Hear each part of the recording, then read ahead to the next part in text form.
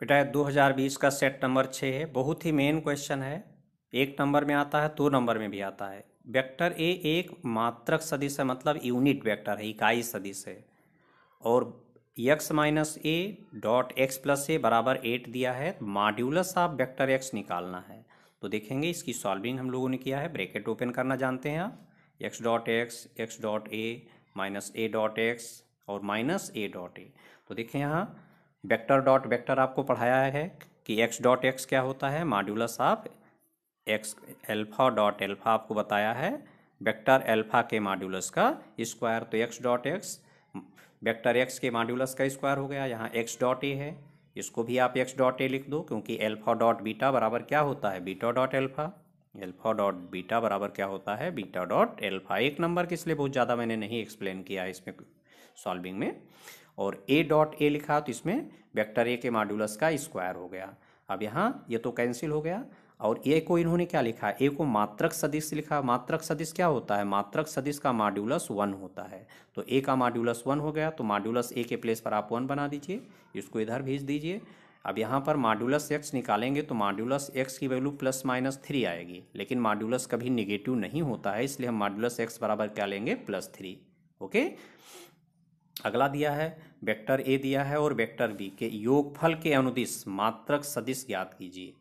आप लोग सीख चुके हैं, इस तरह का क्वेश्चन मैं करा चुका हूँ। जिस वेक्टर की डायरेक्शन में बेटा यूनिट वेक्टर निकालना है, पहले वो वेक्टर, यूनिट वेक्टर का फार्मूला है वेक्टर बटे उसका मॉड्यूलस। तो यहाँ वेक्टर कौन सा, ए नहीं है। वेक्टर क्या है, हमें वेक्टर ए प्लस वेक्टर बी है, जिसके दिशा में हमें यूनिट वेक्टर चाहिए, वो इन दोनों का योगफल कहा गया है। तो आप वेक्टर ए प्लस वेक्टर बी निकालेंगे और इसका मॉड्यूलस निकालेंगे, ठीक है। और उसके बाद क्या हो जाएगा, जो हमारे पास फार्मूला यूनिट वेक्टर एन का फार्मूला आएगा वेक्टर ए प्लस वेक्टर बी बटे इसका मॉड्यूलस। इसमें आप रख दीजिएगा, आंसर आ जाएगा आपका। ये सवाल मैं पीछे करा चुका हूँ। सदिश ए के अनुदिश एक ऐसा सदिश ज्ञात कीजिए जिसका परिमाण 7 इकाई हो। बहुत ही मेन क्वेश्चन बेटा। अगर हमको कोई सदिश का मापांक दे दिया, देखिए बेटा जहाँ ये कंसेप्ट लिखे थे यूनिट वेक्टर की कंसेप्ट, उसी पेज पर आप ये लिख लीजिएगा, वेक्टर ए की दिशा में लैम्डा परिमाण वाला सदिश। मतलब वेक्टर ए की दिशा में हमें एक ऐसा सदिश बताना जिसका परिमाण लैम्डा है, जिसका मापांक लैम्डा है। तो उसका फार्मूला होगा lambda into unit vector A, ठीक है। वेक्टर ए की दिशा में एक ऐसा सदिश बताना है जिसका हमें मॉड्यूलस लैम्डा दिया है। तो इसका फार्मूला क्या होगा, lambda times of unit vector A. इसी पेज पर लिख लेना, इसी के बगल में लिख लेना, कंसेप्ट के पेज में। अब यही फार्मूला लगा दो आप। ये वेक्टर ए दिया है ना, ये यहाँ पर वेक्टर ए दिया है, इसकी दिशा में हमें एक ऐसा सदिश ज्ञात करना है जिसका मापांक कितना है, 7 इकाई। मतलब लैम्डा की वैल्यू आपको 7 दिया है, तो यहाँ पर 7 हो जाएगा। और ए कैप आप निकाल लीजिए। ए कैप के लिए आपको क्या निकालना पड़ेगा, मॉड्यूलस ऑफ वेक्टर ए। तो मॉड्यूलस ऑफ वेक्टर ए निकाल लीजिए, √5 आ गया। अब वेक्टर ए बराबर i-2j के अनुदिश एक ऐसा सदिश जिसका परिमाण 7 इकाई इक्वल टू क्या हो जाएगा, 7 इंटू यूनिट वेक्टर ए। और यूनिट वेक्टर ए का मतलब क्या है, वेक्टर ए बटे मॉड्यूलस ऑफ वेक्टर ए। तो 7 into vector A upon modulus of vector A, यही फार्मूला है unit 7 lambda times of unit vector A. और यूनिट वेक्टर ए का मतलब क्या है, वेक्टर ए बटे मॉड्यूलस ऑफ वेक्टर ए। ठीक, इन दोनों को मिलाकर पढ़ लीजिए इसको। तो यहाँ 7 इंटू वेक्टर ए बटे मॉड्यूलस ऑफ वेक्टर ए रख दिया गया, 7 हो गया। मॉड्यूलस ऑफ वेक्टर ए कितना आया है, √5। यही आपका आंसर हो गया। इसको अलग अलग करना चाहें तो इस तरह से कर दे। बहुत मेन क्वेश्चन है, 2 नंबर में आया हुआ है। 1 नंबर 2 नंबर में पूछा जाता है। और ये कंसेप्ट आप बड़े अच्छे से तैयार रखिएगा, इसी पेज पर लिख लीजिएगा। ये बेटा वेक्टर ए दिया है और वेक्टर बी दिया है। वेक्टर ए का वेक्टर बी पर प्रक्षेप ज्ञात करना, तो क्या करेंगे, जिसके ऊपर प्रक्षेप ज्ञात करना पड़ता है उसी को आप टोपी पहना दो। Vector A dot vector B cap, ये निकाल लो। वेक्टर बी कैप का मतलब क्या है, वेक्टर बी बटे मॉड्यूलस ऑफ वेक्टर बी। कई क्वेश्चन इस तरह से आपने सॉल्व किए हैं। ये क्वेश्चन बेटा थोड़ा घुमा के दिया है, यही क्वेश्चन पिछले लेक्चर में मैंने समझाया हुआ है एक लेक्चर में। चलो फिर भी मैं इसको बता दे रहा हूँ। यहाँ मुझे वेक्टर दिए i-j-k के फॉर्म में नहीं दिए हैं। वेक्टर ए plus vector B plus vector सी बराबर 0 वेक्टर दिया है। यहाँ क्या लगा है, डॉट लगा है ना। और वेक्टर ए plus vector B plus vector C है, तो इसी को हम क्या करते हैं, इसी को हम वेक्टर लिखेंगे। यही वेक्टर डॉट वेक्टर बराबर, इस वेक्टर की वैल्यू क्या दिया है, 0। तो इसी को 2 बार डॉट कर दो, वेक्टर डॉट वेक्टर। इसकी वैल्यू कितनी दी है, 0 वेक्टर डॉट 0 वेक्टर। क्यों? क्योंकि आपको यहाँ मॉड्यूलस ए दिया है, तो मॉड्यूलस ए तो तभी मिलेगा ना जब आप ए डॉट ए लाओगे, तभी तो ये मिल पाएगा। ए डॉट ए का फार्मूला क्या होता है? वेक्टर ए के मॉड्यूलस का स्क्वायर। तो ये तो तभी हो पाएगा। ए डॉट ए भी चाहिए, बी डॉट बी भी चाहिए, ठीक है, और ए डॉट बी भी चाहिए। तो हम क्या करें, इसी को ए प्लस बी प्लस सी जो मुझे दिया है, इसी को 2 बार लिख के बीच में डॉट लगा दें। इसकी वैल्यू कितनी दी है? 0 दिया है। अभी ब्रैकेट ओपन कर दो, ब्रैकेट ओपन करते चले जाओ आप, तो क्या आएगा? A dot B, A dot C, यहाँ B dot A, B dot B dot C dot A, C dot B और सी डॉट सी आएगा। और यहाँ 0 डॉट 0 0 होगा। यहाँ वेक्टर ना लगा देना बेटा, डॉट है, डॉट में सदैव स्केलर आता है। अब ए डॉट ए का फार्मूला आपने क्या सीखा है? वेक्टर ए के मॉड्यूलस का स्क्वायर। यहाँ ए डॉट बी हो गया, इसको आप सी डॉट ए लिख लो, क्योंकि हम लोग किस तरह से चलते हैं? ए बी सी, तो ए से बी से सी से ए, तो इसको सी डॉट ए लिख लो, क्योंकि डॉट में अल्फा डॉट बीटा बराबर बीटा डॉट अल्फा होता है, क्रम बदलने से कोई फर्क नहीं पड़ेगा। इसको हमने सी डॉट ए लिख लिया। यहाँ पर देखें, ये वेक्टर ए के मॉड्यूलस का स्क्वायर ए डॉट बी, और यहाँ सी डॉट ए लिख लिया, इसको आप ए डॉट बी लिख लो। ये वेक्टर बी के मॉड्यूलस का स्क्वायर, यहाँ तो बी डॉट सी है, ये सी डॉट ए, इसको आप बी डॉट सी लिख लो। ये वेक्टर सी के मॉड्यूलस का स्क्वायर। अब वेक्टर ए के मॉड्यूलस का स्क्वायर, वेक्टर बी के मॉड्यूलस का स्क्वायर, वेक्टर सी के मॉड्यूलस का स्क्वायर इकट्ठा कर लें। ए डॉट बी 2 जगह आया बेटा, ए डॉट बी यहाँ पर है और ए डॉट बी यहाँ पर है, तो 2 times of A dot B, 2 times of B dot C भी है, 2 times of C dot A है। अब इसमें वेक्टर ए का मॉड्यूलस, वेक्टर बी का मॉड्यूलस, वेक्टर सी का मॉड्यूलस क्वेश्चन में दिया, वो रख लें आप, ठीक, और सिंप्लीफाई कर लें। इसको उन्होंने 2 कॉमन कर लें, इसमें इतने को उन्होंने क्या माना है? क्वेश्चन में इसकी वैल्यू उन्होंने म्यू दिया है, तो इसके 2 कॉमन करके इसके प्लेस पर म्यू बना दें, सॉल्व कर लें, म्यू की वैल्यू आ गई, तो लास्ट में लिख दें म्यू बराबर इतना, बराबर आ गया -29/2। 5 नंबर में क्वेश्चन आया था, बड़ा अच्छा क्वेश्चन, बहुत मेन क्वेश्चन, 2 तरह से पूछा गया है क्वेश्चन। ये क्वेश्चन बेटा न्यूनतम दूरी का है, नॉन पैरेलल लाइंस वाला है, b1 क्रॉस b2 वाला, ये वाला फार्मूला लगेगा, इससे आप निकाल लेंगे। और ये हम क्वेश्चंस इसलिए आपको यहाँ पर बार बार शो कर दे रहे हैं, थोड़ा हिंट दे रहे हैं, जिससे इसको आप जब भी आपको मौका मिले इसको निकाल लें और आंसर मैच कर लें, जिससे प्रैक्टिस हो। बेटा 2020 का सेट नंबर 7 है। देखेंगे इसमें ये 2 सदिश दिया है, परस्पर लंबवत दिया है, लैम्डा की वैल्यू निकालना। पहला सदिश डॉट दूसरा सदिश बराबर 0 लेकर चलें, आ जाएगा। ये हमारे पास सदिश हैं, इनके बीच का कोण ज्ञात करना है। आप ये क्वेश्चन कर चुके हैं इस तरह से रिलेटेड। ये हमें दिया है कि इन बिंदुओं से होकर जाने वाली रेखा, इन बिंदुओं से होकर जाने वाली रेखा के समांतर है, सिद्ध करना है। ये क्वेश्चन आप पिछले लेक्चर में, एक लेक्चर में यही क्वेश्चन मैंने आपको सॉल्व कराया है, सीख चुके हैं, वहाँ रिपीट है वो क्वेश्चन। ये अगला क्वेश्चन बेटा, वेक्टर ए दिया है, वेक्टर बी दिया है, उस त्रिभुज का क्षेत्रफल ज्ञात करना जिसकी 2 भुजाएं वेक्टर ए और वेक्टर बी, मतलब ये पहली भुजा है और ये दूसरी भुजा है। तो त्रिभुज का क्षेत्रफल का फार्मूला आप जानते हैं, ये पहली भुजा क्रॉस दूसरी भुजा का मॉड्यूलस बटे 2। तो इसका क्षेत्रफल क्या हो जाएगा? ए क्रॉस बी निकाल लीजिए, उसका मॉड्यूलस निकाल लीजिए, उसके बाद त्रिभुज का क्षेत्रफल हो जाएगा half modulus of A cross B. फार्मूले में रख दीजिए, फार्मूला याद हो गया होगा सभी बच्चों को। अगला क्वेश्चन है, ये 2 रेखाओं के बीच की न्यूनतम दूरी ज्ञात करना है, इसको आप अटेम्प्ट करें, रिपीटेड क्वेश्चन है। और ये क्वेश्चन अगला भी हम सॉल्व करा चुके हैं पिछले लेक्चर में, सॉल्व, बहुत ही मेन क्वेश्चन, 5 नंबर में आया है। एक जगह कहीं 2 नंबर में आता है, कहीं 5 नंबर में, कहीं 4 नंबर में दे देता है। नेक्स्ट क्वेश्चन बेटा, यहाँ पर 4 नंबर क्वेश्चन, बहुत ही मेन क्वेश्चन लिखा है, सिद्ध कीजिए समकोण त्रिभुज की भुजाएं। यहाँ शीर्ष नहीं दिया बेटा, भुजा लिखा हुआ है, तो ये त्रिभुज बना लें, ए बी सी, ए के सामने वेक्टर ए लिख दें, बी के सामने वेक्टर बी लिख दें, सी के सामने वेक्टर सी लिख दें। भुजाएं लिखा है, ये साफ साफ इसने क्या लिखा है? भुजाएं हैं, शीर्ष नहीं पता चला आप इसको ओ ए वेक्टर, ओ बी वेक्टर, ओ सी वेक्टर मान बैठो, यहाँ भुजा दिया है। इसका मतलब यहाँ पर क्या दिया है? यहाँ पर वेक्टर ए, वेक्टर ए कौन सा हुआ? B C vector, vector B C, यहाँ देख रहे हो, यहाँ बी से सी, बी सी वेक्टर बराबर किसके है? वेक्टर ए के। और इसी तरह से वेक्टर बी आपका हो गया ए सी वेक्टर, यहाँ वेक्टर बी लिखा है, इसको आप ए सी वेक्टर लिख सकते हो। और वेक्टर सी लिखा है, इसको आप ए बी वेक्टर लिख सकते हो, ठीक। और नहीं भी लिखोगे ये चीज़, ये नहीं लिखते हो तो मत लिखो, काट दो, काटना चाहते हो काट दो, ऐसे vector A vector B vector C लिख लो। देखिए बेटा, यहाँ ये वेक्टर ए लिखा है, वेक्टर बी वेक्टर सी, हमने बी सी हटा दिया, सीधे वेक्टर ए के सामने वेक्टर ए, बी के सामने वेक्टर बी, सी के सामने वेक्टर सी। अब आप यहाँ पर इसको समकोण त्रिभुज की भुजाएं सिद्ध करना है, तो डॉट प्रोडक्ट से कर सकते हो। ठीक है, कहोगे हम डॉट प्रोडक्ट से नहीं करेंगे, मॉड्यूलस से करेंगे। आप जिस तरीके से करना चाहें उस तरह से कर सकते हैं। मैंने ए डॉट बी यहाँ निकाला, 0 आ गया। ठीक है, डॉट आपको निकालना पड़ेगा। क्यों निकालना पड़ेगा? यहाँ लिखा है त्रिभुज के शेष कोण ज्ञात कीजिए, तो आपको डॉट तो निकालना ही पड़ेगा, तो क्यों फालतू में मॉड्यूलस वाला करेंगे। जब आपको कोण ज्ञात करना है, दो वेक्टर के बीच का आपको कोण ज्ञात करना, तो ये डॉट की जरूरत पड़ेगी ना। उन्होंने कहा है कि दिखाओ कि ये समकोण त्रिभुज की भुजाएं, मतलब एक कोण तो इसका 90 अंश आना चाहिए। और लिखा त्रिभुज के शेष कोण ज्ञात करो, तो शेष कोण बचे कितने? 2 तो बचे भाई। समकोण का मतलब एक तो 90 अंश आ गया, शेष 2 कोण बचे, तो कुल मिला के मुझे तीनों कोण तो बताना है यहाँ। एक तो 90 अंश दिखाना है और 2 बताना है। तो हमें जब कोण बताना है तो डॉट की जरूरत पड़ेगी, और जब डॉट की जरूरत पड़ेगी तो आप पूरा डॉट निकाल डालो। आपको यहाँ ए का बी से डॉट करना पड़ेगा, बी का सी से डॉट करना पड़ेगा, सी का ए से डॉट करना पड़ेगा। तो मैंने ए का बी से डॉट किया, 0 आ गया।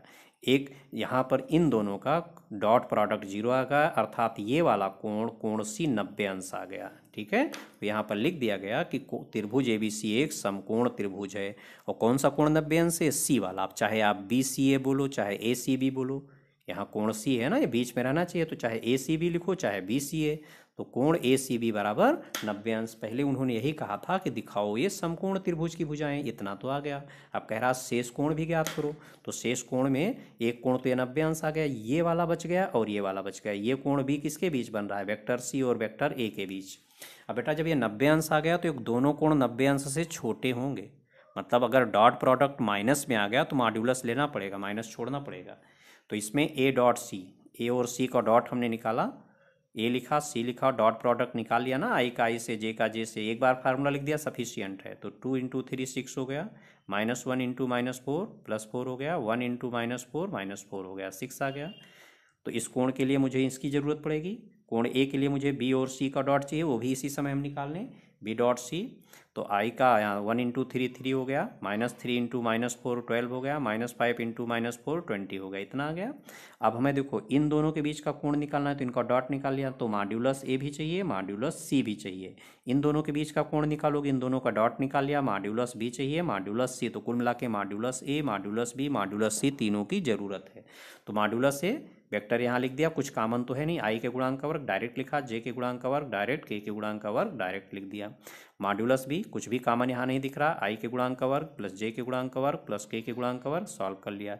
मॉड्यूलस ऑफ वेक्टर सी कुछ भी कॉमन नहीं है, आई के गुणांक का वर्ग 3 का स्क्वायर 9, -4 का स्क्वायर 16, -4 का स्क्वायर 16, इतना आ गया। अब देखोगे बेटा यहाँ पर ए डॉट बी के फार्मूले में आपने सीखा, यहाँ कॉस थीटा का फार्मूला यहाँ सीखे हैं ना। कॉस थीटा का फार्मूला क्या आएगा? कॉस थीटा का फार्मूला आएगा ए डॉट बी बटे modulus A into modulus B. तो यहाँ से जब आप थीटा निकालेंगे तो थीटा बराबर क्या आ जाएगा? कॉज इनवर्स आ जाएगा। थीटा बराबर क्या आ गया? थीटा बराबर आ गया cos inverse A dot B बटे modulus A into modulus B. ठीक, तो यहाँ पर हम इस कोण को निकाल रहे हैं, ये वाला कोण। क्या नाम इस कोण का? कोण ए बी सी। थीटा की जगह तो कोण ए बी सी लिख गया, बराबर कॉज इनवर्स। यहाँ कोण का नाम लिखोगे, कोण का नाम है ए बी सी, तो कोण ए बी सी बराबर क्या लिखोगे? Cause inverse. यहाँ क्या लिखोगे? दोनों वेक्टर जिनके बीच कोण बन रहा, तो यहाँ एक वेक्टर ए है और दूसरा वाला सी है। यहाँ कौन कौन वेक्टर लिखेंगे? जिनके बीच ये कोण बना हुआ है। तो ये कोण वेक्टर ए और वेक्टर सी के बीच बना है, तो vector A dot vector C, और बटे में वेक्टर ए का मॉड्यूलस इंटू वेक्टर सी का मॉड्यूलस। अब ए डॉट सी आप निकाले हुए हैं, ए डॉट सी आपका 6 आया हुआ है, यहाँ 6 रख दें, और बटे में मॉड्यूलस ए √6 है, दूसरा वाला √41 है। अब इसको √6 से ऊपर नीचे इंटू कर दें तो ये इतना आ जाएगा। √6 से ऊपर नीचे इंटू करेंगे तो ये √6 इंटू √6 6 को कैंसिल कर देगा, ऊपर √6 आएगा, नीचे √41। ये √6 का जब ऊपर नीचे इंटू करेंगे आप, तो √6 और इंटू √6 इंटू √41, तो ये 6 बनेगा, ये इसको कट कर देगा, तो क्या बचेगा? यहाँ √6 और यहाँ √41, पूरे में रूट लग गया। अब इस वाले कोण में चलोगे, ये वाला कोण निकाल रहे हो, क्या नाम है इसका? कोण बी ए सी। ए बीच में रहेगा बेटा, चाहे बी ए सी बोलो चाहे सी ए बी बोलो। कोण बी ए सी बराबर क्या लिख जाएगा यहाँ? Cause inverse. अब ये किन के बीच है? बी और सी के बीच, vector B dot vector C, vector B का मॉड्यूलस वेक्टर सी का मॉड्यूलस।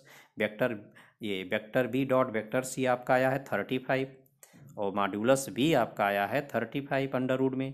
अंडर से यहाँ भी आप ऊपर नीचे मल्टीप्लाई कर दें, तो यहाँ पर 35 इंटू अंडर √35।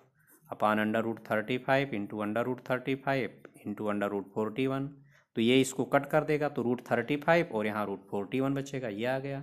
तो ये दोनों कोण भी पूछे गए थे। 4 नंबर का क्वेश्चन है, 5 नंबर में भी आ सकता है, 8 नंबर में भी आ सकता है और बहुत ही मेन टाइप है। बेटा 2019 का सेट नंबर 1 है।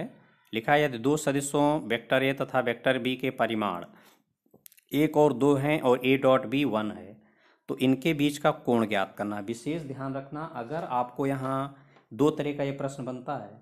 एक बनता है a क्रॉस b का मॉड्यूलस आपको दे देगा, एक में आपको देगा मॉड्यूलस a मॉड्यूलस b और a डॉट b देगा, कोण पूछेगा, आप ये फार्मूला लगाना।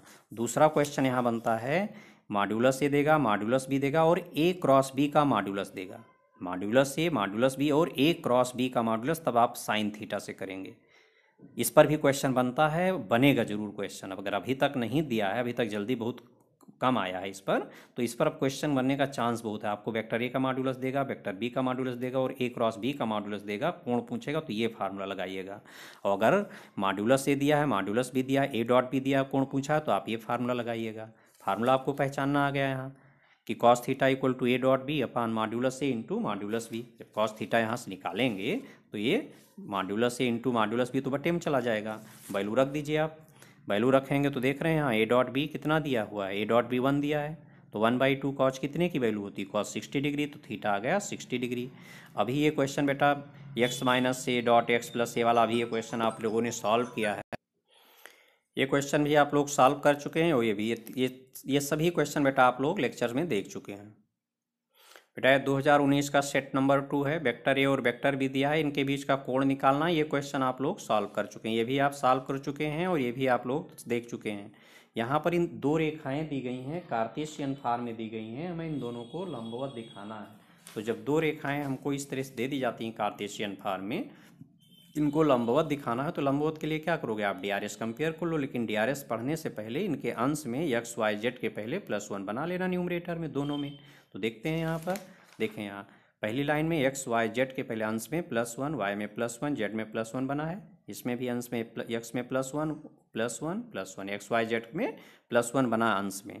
अब यहाँ A1 हुआ, यहाँ B1 हुआ, यहाँ C1 हुआ, यहाँ A2 हुआ, यहाँ B2 हुआ, यहाँ C2 हुआ। डायरेक्ट लिख देंगे कि यहाँ A1 बराबर 7, B1 बराबर -5, C1 बराबर 1, A B C पहली रेखा में सफिक्स 1 लिख दो और दूसरी लाइन में यहाँ A2 B2 C2, A2 बराबर 1, B2 बराबर 2, C2 बराबर 3।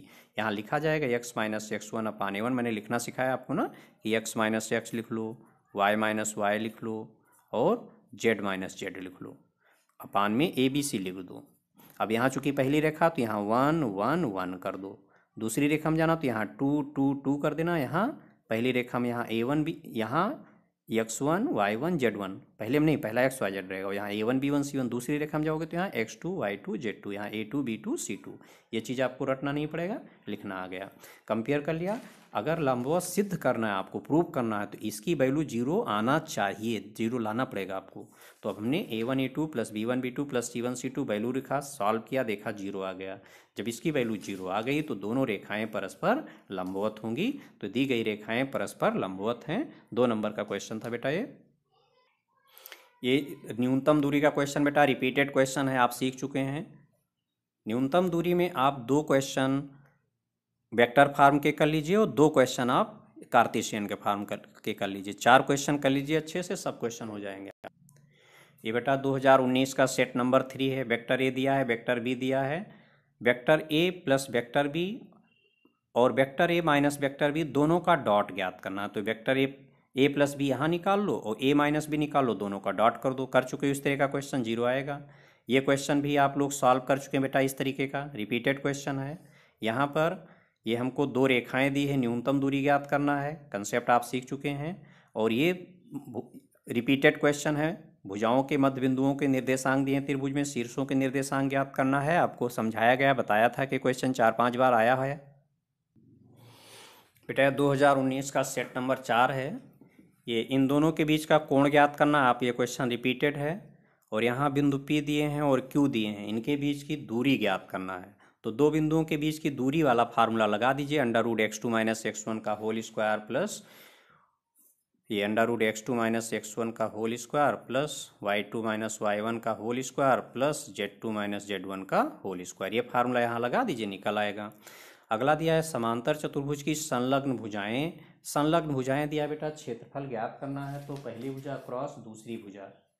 ठीक है, जब भी आप यहाँ समांतर चतुर्भुज पर जाना तो ये देख लेना कि विकर्ण दिया है या भुजा दिया। अगर भुजा दिया है तो पहली भुजा क्रॉस दूसरी भुजा का मॉड्यूलस, और अगर विकर्ण दिए हैं पहला विकर्ण क्रॉस दूसरे विकर्ण, पहला विकर्ण क्रॉस दूसरा विकर्ण मॉड्यूलस, और यहाँ 2 का भाग करना पड़ेगा आपको, या ये कह लो कि 1/2 का गुणा करना पड़ेगा विकर्ण के केस में। तो यहाँ तो संलग्न भुजाएं दी हैं, पहली भुजा क्रॉस दूसरी भुजा से निकल आएगा। ये बहुत ही मेन क्वेश्चन है बेटा, 5 नंबर क्वेश्चन है। वेक्टर ए plus vector 2b plus 3 into vector सी बराबर 0 वेक्टर दिया है। इसकी वैल्यू इन्होंने पूछा हुआ है तो इसकी वैल्यू हम लोग निकालेंगे, चाहे आप ए क्रॉस बी के पदों में बता देना, चाहे बी क्रॉस सी के पदों में, चाहे सी क्रॉस ए के पदों में। तो ये क्वेश्चन हालांकि इनको पूरा देना चाहिए कि किसके पदों में बताना, कुछ नहीं कहा, चाहे आप ए क्रॉस बी के पदों में बता दीजिए, चाहे बी क्रॉस सी के पदों में बता दीजिए, चाहे सी क्रॉस ए के पदों में। अब इस तरह का क्वेश्चन है तो इसको जानते हैं, एक बार हम ए से क्रॉस करेंगे दोनों तरफ, एक बार बी से क्रॉस करेंगे। तो इसको लिख लिया, दोनों तरफ ए का क्रॉस कर दिया, लेफ्ट में ए क्रॉस और यहाँ भी ए क्रॉस, तो ए क्रॉस ए आ गया, और ये स्केलर बाहर चला जाएगा बेटा 2a क्रॉस बी। लेकिन याद रखना ए पहले है तो पहला कार्नर ए का होगा, दूसरा कार्नर इसका होगा। ये ना करना कि यहाँ बी पहले लिख लो, ये बाद में। जो यहाँ लिखा है ये लेफ्ट में है तो लेफ्ट में रहेगा, ये राइट में है राइट में रहेगा, डायरेक्शन मत बदल देना। डायरेक्शन बदलेंगे, जानते हैं अल्फा क्रॉस बीटा क्या होता है, माइनस का बीटा क्रॉस अल्फा, ये फार्मूला जानते हैं। तो यहाँ पर ए क्रॉस ए वेक्टर हो गया, और ये स्केलर है 2 बाहर आ गया, ए क्रॉस बी इकट्ठा हो गया, यहाँ 3 स्केलर है बाहर आ गया, ए क्रॉस सी इकट्ठा हो गया बराबर 0 वेक्टर। अब ए बी सी चल रहा है तो A vector B vector C vector, A से बी से सी से हम बनाएंगे। ए क्रॉस ए तो 0 वेक्टर लिखेंगे, यहाँ वेक्टर लगाना नहीं भूलेंगे बेटा, नहीं मार्क्स कट होंगे, क्योंकि यहाँ क्रॉस लगा है, वेक्टर होना चाहिए। 2a क्रॉस बी है तो ठीक है, यहाँ ए क्रॉस सी को आप क्या लिखेंगे, सी क्रॉस ए। जैसे ही सी क्रॉस ए लिखेंगे चिन्ह बदल जाएगा। फार्मूला आपने क्या अप्लाई किया है, यहाँ पर ये जो चिन्ह बदल गया, यहाँ लिखेंगे कि अल्फा क्रॉस अल्फा वेक्टर बराबर 0 वेक्टर, और alpha cross beta vector equal to minus beta cross alpha vector. Formula लिखना कंपलसरी बेटा, किनारे से लिख देंगे। तो ये फार्मूला लगा के मैंने यहाँ 0 वेक्टर लिखा, और ये फार्मूला लगा के मैंने यहाँ प्लेस बदला है। अब यहाँ से सी क्रॉस ए की वैल्यू, क्योंकि हम आंसर ए क्रॉस बी में देना चाहते हैं, आप चाहो तो बी क्रॉस सी में दे दो, वो भी सही होगा, क्योंकि कुछ कहा नहीं उन्होंने। उनको कहना चाहिए कि ए क्रॉस बी के पदों में आंसर देना है, या बी क्रॉस सी, या सी क्रॉस, या तीनों के पदों में। 5 नंबर का क्वेश्चन है, किसी एक के पदों में दे दें, अब जैसा वो कहेंगे वैसा कर देना लेकिन पेपर में। तो मैंने यहाँ देखो, यहाँ ए क्रॉस बी है, इसके पदों में तो मैं आंसर देना चाहता हूँ, तो सी क्रॉस ए की वैल्यू निकाल लीजिए। सी क्रॉस ए की वैल्यू आ गई 3/2 ए क्रॉस बी, ब्रैकेट लगा दें। और यहाँ पर इसके बाद दोबारा अब इसी में हमने दोनों तरफ, इसी वाले में समीकरण 1 है ना, इसी में दोनों तरफ हमने b का क्रॉस कर दिया समीकरण 1 के प्रयोग से।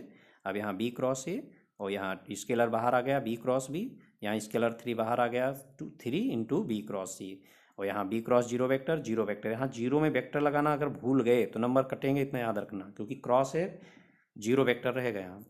अब इसमें बी क्रॉस ए है, हमको क्या चाहिए, हमको तो ए क्रॉस बी चाहिए, तो इसको ए क्रॉस बी लिख दें, साइन चेंज हो जाएगा। बी क्रॉस बी के प्लेस पर 0 वेक्टर, यहाँ सतर्क रहेंगे वेक्टर लगाना, और यहाँ बी क्रॉस सी, ठीक है।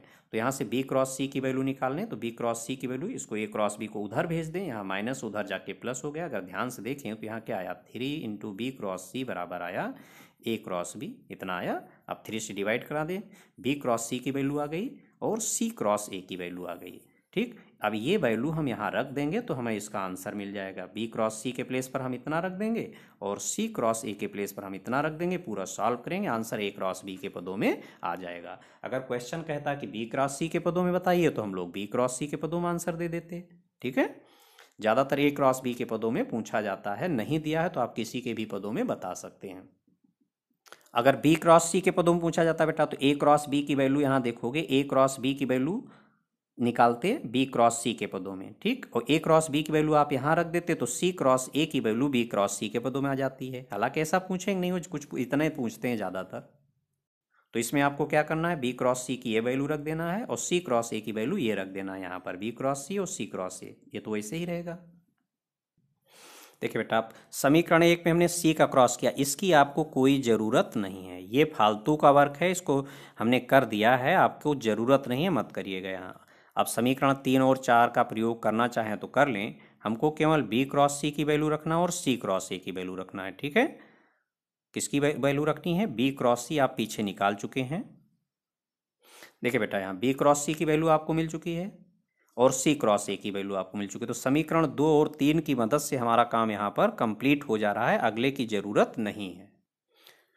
तो अभी आप लोगों ने देखा कि हमें समीकरण 2 और समीकरण 3 इन्हीं दोनों की जरूरत पड़ रही है, समीकरण 4 की कोई ज़रूरत नहीं है। मतलब इस पोर्शन को आप दिखाते हैं तो भी ठीक है, नहीं दिखाते हैं तो भी कोई दिक्कत है। अगर दिखाएंगे तो गलत नहीं है, नहीं दिखाएंगे तो भी नहीं गलत है। ठीक है, बहुत से बच्चे कहते हैं सर सी का क्रॉस निकाल दिया तो क्या गलत हो जाएगा? नहीं, गलत नहीं है, लेकिन आपको इसकी कोई ज़रूरत नहीं है। ओके, क्योंकि ए क्रॉस बी के पदों में मैंने आंसर दे दिया है।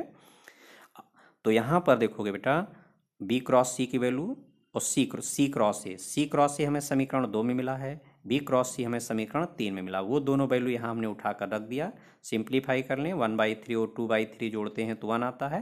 तो कुल मिला के हमने इन तीनों को जोड़ लिया। तो देखो, इन दोनों को जोड़ोगे तो ए क्रॉस बी आएगा, और ए क्रॉस बी यहाँ भी लिखा है तो कितना हो गया? 2 times of A cross b, ये आंसर हो गया।